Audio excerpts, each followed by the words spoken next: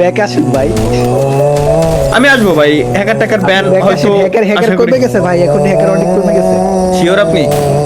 অনেকটা কমছে ভাই, আমি আজকে খেলছি 2-3 ঘন্টার মধ্যে খেলছি, অনেক কম হ্যাকার। পিসিতে না ফোনে খেলছেন আপনি? পিসিতে স্বপ্ন হ্যাকার কমছে? অনেক হ্যাকার কমছে। আপনি ব্যাক আসেন ভাই, জান না গেম ভালোবাসি আপনার জন্য।